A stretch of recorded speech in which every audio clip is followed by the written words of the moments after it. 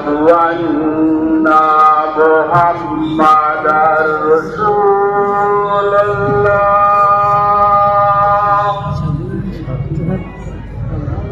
আশহাদু আন্না মুহাম্মাদার রাসূলুল্লাহ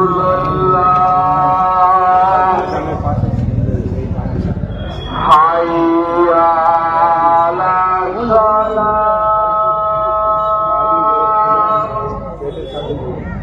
হাইয়া আলাস সালাহ। প্রত্যেকে ভিডিওটা দেখতে পেলেন যে আমাদের একমাত্র বিধায়ক আইএসএফ দলের বিধায়ক যিনি পীরজাদা নওশাদ সিদ্দিকী ভাইজানের যে একটা সুন্দর একটা ভিডিও আমরা দেখতে পেলাম, খুবই সুন্দর লাগলো ভিডিওটা দেখে। তো প্রত্যেককে বলো ভিডিওটা কার কার পছন্দ হয়েছে অবশ্যই শেয়ার লাইক অবশ্যই করবেন এবং কমেন্ট বক্সে আপনারা লিখবেন। তিনি একটা সভাতে মিটিং করছিলেন কিংবা সভা করছিলেন, সেই সভাতে আমরা দেখতে পেলাম মসজিদে আজান হচ্ছে।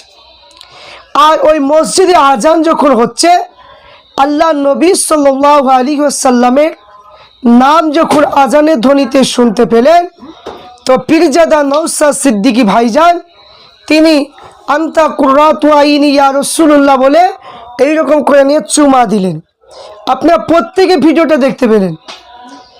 তো পীরজাদা নওশাদ সিদ্দিকী ভাইজানের এই কাজটা দেখে আমার অত্যন্ত ভালো লেগেছে।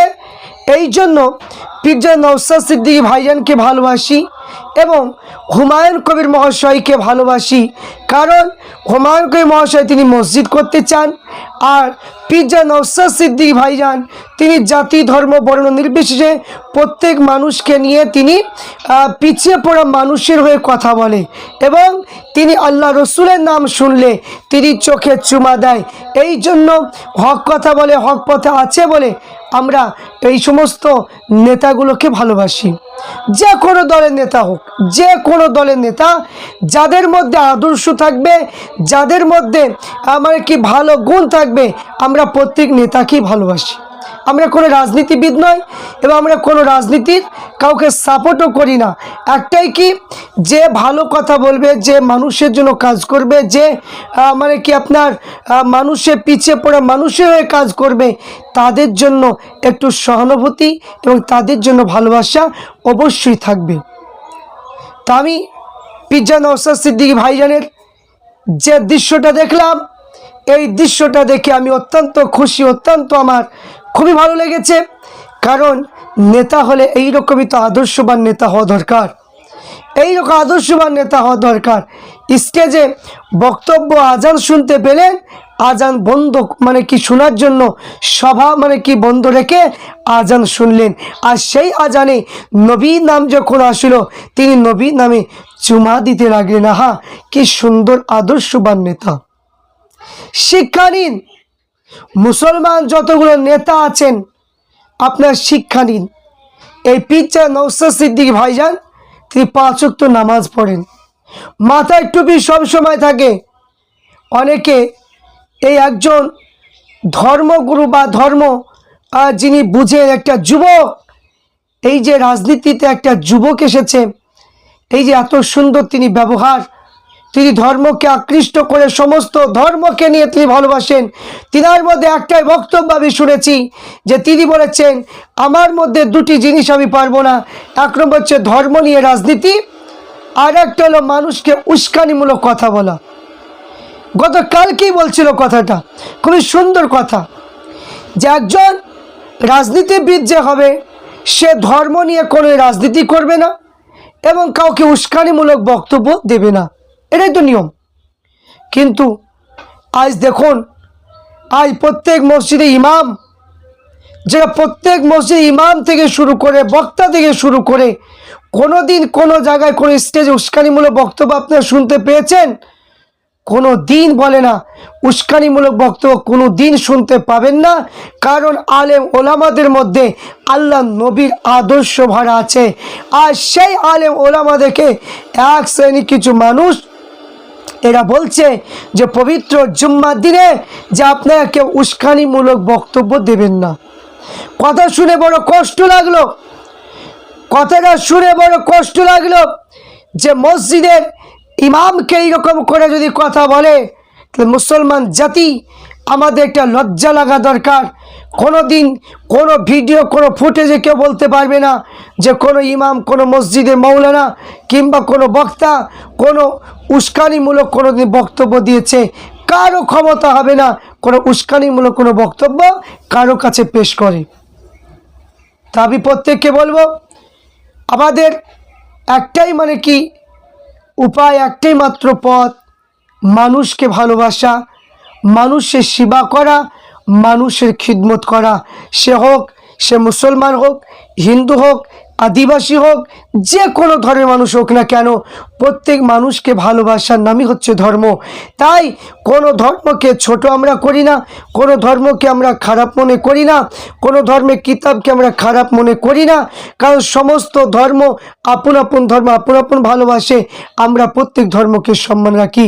কোনো মসজিদে ইমাম কোনোদিন কোনো ধর্ম সম্পর্কে উস্কানিমূলক বক্তব্য দেয় না, কোনো দিন দেবে না। তাই আজ বর্তমান সময়ে আমাদেরকে এই কথা শুনতে হচ্ছে যে জুম্মার দিনে কোনো মসজিদ ইমাম যেন উস্কানিমূলক যেন বক্তব্য যেন না দেয়। বড় দুঃখের বিষয় কথাটা শুনি।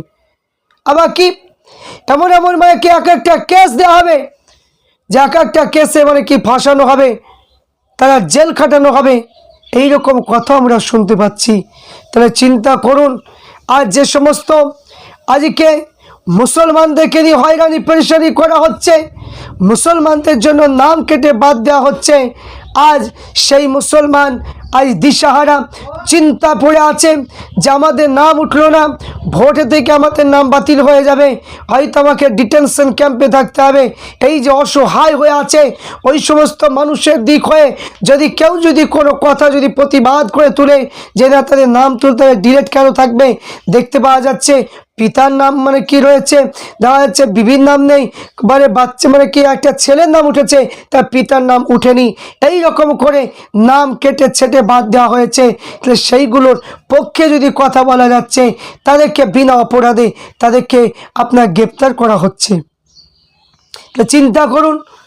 এই জন্য আমি বলবো আদর্শবান নেতা তদন্ত করুন, জাতি ধর্ম বর্ণ নির্বিশেষে যারা আপদ বিপদে থাকবে তাদের পাশে যারা ছুটে যাবে, ওই সমস্ত নেতা আমাদের প্রয়োজন। এবং আমি একটা কথা পরিষ্কার ভাষায় বলতে চাই যে প্রত্যেক ধর্মের মানুষকে ভালোবাসুন, সম্মান করুন, এবং অন্য সম্প্রদায়ের মানুষকে বলবো আপনারা প্রত্যেক ধর্মকে ভালোবাসুন। কারণ নেতাদের কথা শুনে মানে রাজনীতির দিক দিয়ে কোনো ধর্ম প্রতি আক্রমণ করবেন না, কোনো ধর্মের প্রতি আপনার খারাপ আচরণ করবেন না।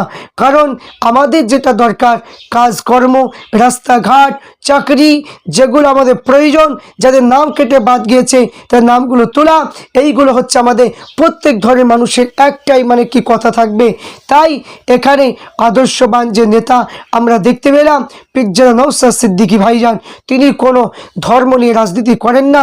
তিনার যে আদর্শ আমরা দেখলাম, তো এই আদর্শে আমরা বড় খুশি। কিন্তু এক শ্রেণী মুসলমান নিজের ভাইকে চিনতে পারে না, নিজের ভাইয়ের বিরোধিতা করে সামান্য কিছু অর্থের জন্য, সামান্য কিছু লোভী, এই লোভী কিছু মুসলমানের জন্য আজ সমাজ রসতলে যাচ্ছে। এই কিছু লোভী আলেম ওলামাদের জন্য আজ সমাজ রসতলে যাচ্ছে, তাদের জন্য ইসলাম ধর্মকে দুর্নাম নিতে হচ্ছে ওই সমস্ত কিছু লোভী মানুষের জন্য। তাই আমি বলবো ওই সমস্ত মানুষগুলোকে নওশাদ সিদ্দিকী ভাইজানের আদর্শটা শিখে নিজে পরিবর্তন হওয়া দরকার, এটা বলে আমি মনে করছি। তাই প্রত্যেককে বলবো ভিডিওটা বেশি বেশি শেয়ার, লাইক এবং সাবস্ক্রাইব অবশ্যই আপনারা করবেন।